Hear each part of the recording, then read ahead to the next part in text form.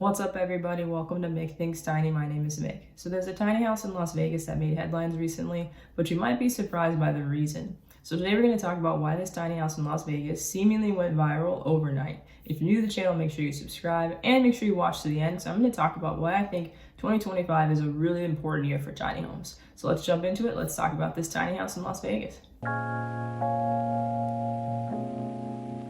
Alright, welcome back. So today we're talking about this tiny house in Las Vegas that seemingly sort of like went viral overnight. We're going to talk about why. We're going to talk a little bit about tiny homes in Las Vegas in general. So Vegas is definitely not known for tiny homes. It's not the first thing that pops in your mind, but they've got a decent culture around tiny homes. So I'm going to talk a little bit about tiny homes in Las Vegas in general, just to sort of like set the background for why this home in particular went viral, and then we'll talk about the tiny home. So if you were to go to tiny house listings, which is kind of the largest, sort of like the Craigslist of tiny homes that we've got right now, and you put in Las Vegas, you would see something like this. So you would see a variety of tiny homes in terms of the design. The price range would hover between like 40 and 50K for most of them.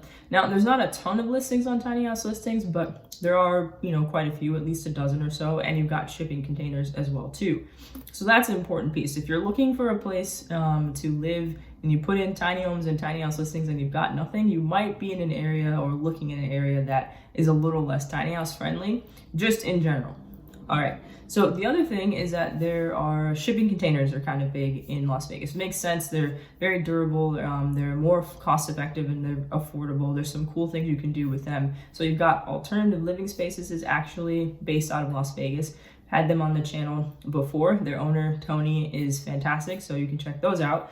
And then what's really cool, this is something I've just learned about more recently, is there's actually a Vegas Tiny Homes Expo. Now, I think the one that's coming up in September of this year, 2025, is their second one. So I think they had one last year, but this seems like a really cool opportunity. As of right now, your options are the tiny house festivals that we have on the West Coast are mostly in California.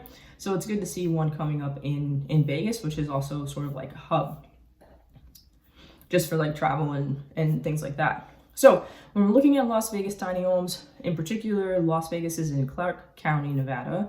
They've got to be less than 400 square feet, and that includes your loft. You have to have a special use permit required. It generally has to have at least two of the following. There's a really long list when you check out their website for this, but I just mentioned a few. So like a porch or a deck or a covered entry. So they do have some building restrictions in terms of what it has to have, and you can only have one tiny home per lot for single family zoning. That's pretty standard. I haven't really seen too many counties in the US where they allow more than one, so nothing out of the ordinary there. So when we're thinking about this tiny house in Vegas and why it went viral overnight, we're thinking about, is it the dream tiny home? Is it perfect? So we have to talk about what are some of the things that would make a tiny home your dream home. What's the ideal tiny home? Is it square footage? For some people, it's a deal breaker to have something that's under 399 square feet. Is it location? I know for a lot of you, location matters a ton.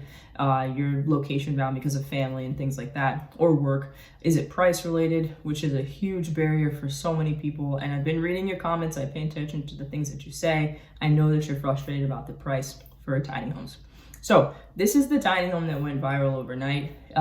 It's in someone's backyard. It's got a private little yard. I wonder if you could guess the square footage, but the main question I have for you before I go into the details of why this home went viral is how much would you pay to live in this tiny home?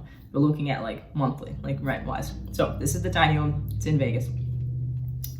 It was listed for rent early in 2024. It is 160 square feet. So for those of you who were saying to yourselves, it's no way it's 200 square feet, you were correct. It's 160. It's got a private backyard. It was listed at $950 a month, and it included all utilities, even internet. It has a kitchen. It's got a lofted bed, a washer and dryer. Now, over 100 people responded to this listing overnight, including families that have more than one kid. And the owner built the home for $22,000. It's not the first home that they've built, but there's a reason why this home became so popular. And a lot of it has to do with the housing market in Vegas. So think about, just some of the things I've mentioned here. 160 square feet, $950 a month, all included. Lofted bed, so one bed, one bathroom, kitchen, washer and dryer, that sort of thing. Would you live here? Would you pay this much? Is it a steal for you based on where you live? So that's sort of thing just to keep in the back of your mind as I go over the context for this in Las Vegas. So what happened here? Why did over 100 people respond to this? There's plenty of tiny homes on Craigslist all over the country. Most cities that you live in, there's a tiny home or an ADU or something like that. If you're looking here in California, I saw that you could rent an ADU for almost $3,000 a month. So it's a little different market here. It's a different beast. But in Las Vegas, the housing market kind of mirrors the market, nationwide on average. You're looking at about $430,000 to buy a home, but 16% of the homes went over list price, which is actually that's a pretty significant number. It means that the listing price you see is not what it's going to sell for. You've got buyers moving from LA, San Francisco, and Seattle. Those are the top 3 places where people are moving from to Vegas. That, in my opinion, is the biggest problem and driver of the housing costs going up there and the cost of living going up there, because people that are moving from LA are used to multi-million-dollar homes, same with San Francisco and Seattle. So a $400,000 house isn't that much. Average rent's about $1,400 in Las Vegas, so to find a home for $950 all inclusive is a steal. And there's also, there's good schools in the area, so that's kind of why people are moving there. But the Vegas rental market, just like any market, it varies, right? So it varies by neighborhood. So this is the median rent of the neighborhoods in Las Vegas, and you can see we've got like $1,000 to $1,300 difference a month depending on the neighborhood you choose. So if you're looking at Summerlin or Summerlin West or Southwest Vegas, you're looking at over $2,000 a month. So that $950 a month starts to look really, really attractive. But the reason why I wanted to talk about this home, one was because I found the story really interesting, that people would be willing to pay $950 a month to live in a 160 square feet is, that's kind of like when you're thinking about, paying a couple grand a month to live in like a studio or a loft in New York City. And the housing market and all the context and stuff, I feel like it's really relevant for me to have this conversation with you guys and talk about, does it make sense to rent a tiny home versus buy? Those are the options that you have right now in this industry. You can either rent one in a tiny house community in someone's backyard to try it out, or you can rent it because you want to just have a lower cost of living, or you can buy one. But there's so many pros and cons to both. So you can try it before you buy it, which is great. It's gonna be cheaper, right? Because tiny homes right now, as those of you have seen, we're kind of getting closer to the average being $100,000. I know last year, earlier in the year when I talked about homes, it was like $70,000, but I don't see too many tiny homes for $70,000, especially with some of the upgrades and the features that a lot of you all need and talk about in your comments. So does it make sense to rent? There's less decisions about where you're going to put it. Most likely you're renting a home that's already on land.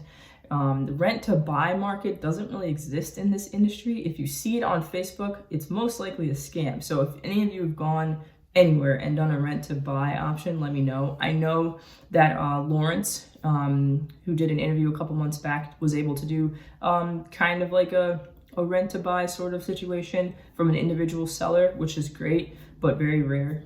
It could be temporary or emergency housing, which I know some of you have mentioned with the fires in LA. There's lower overhead costs in general because you're just paying for the rent. You don't have to deal with the mortgage. You don't have to deal with that. And it could give you the chance to save for either a single family home or a tiny home. So there are some advantages to renting a tiny home. But the other reason why I wanted to talk about this today is because I really feel like 2025 is a crucial year just for housing in general. So much is going on in our country here in the United States, which all of you know, you've mentioned before in the comments. We've got rising housing costs in general. We've got a rising cost of living. The political climate is a little bit up in the air, and that can affect what our housing and cost of living looks like. So land ownership is huge this year. Climate change with natural disasters and all the things we've seen, just in the beginning of the year with the fires on the West Coast, snowing in the South, that sort of thing. So I feel like this is a really important year to make these decisions. So with that being said, for those of you, if you've been on the fence and you have been unsure about what to do in terms of going tiny, I would say don't hesitate much longer. I think the price of homes in this industry is going to keep going up. This industry is becoming more and more popular every day. More tiny house communities are coming up and things like that. So please don't hesitate. ask questions, reach out. You can always send me an email, mcthinkstiny@gmail.com. It's down here in the video. So you can always send me an email.